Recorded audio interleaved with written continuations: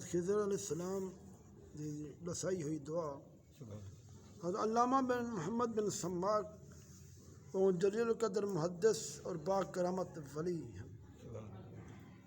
ایک دفعہ بہوں سخت بیمار ہو گئے تے اُن متوسلین ان دا کرورا گھنتے ایک نصرانی طبیب دے کول چلن۔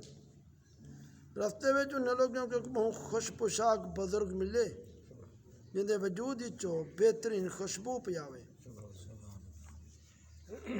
وہ پوچھے تساں کتھاں پہ ویندے ہو؟ انہاں لوگاں آکھیا اساں محمد بن سماک بہوں سخت علیل ہے کہ ان دا کرورا ہے جیسا فلاں طبیب دے کول پہ ویندے۔ اے سن کے بزرگ فرمیندے سبحان اللہ ایک اللہ دا ولی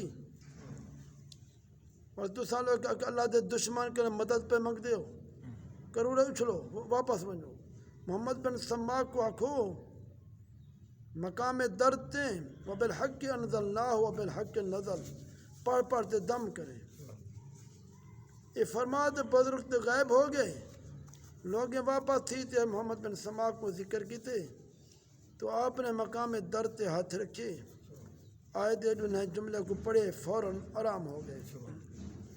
بل حضرت محمد بن سماک نے لوگوں کو فرمایا وہ بزرگ جنہیں تسا لوگوں کے وظیفہ دسایا ہے تو خبر ہے کون بزرگ ہے؟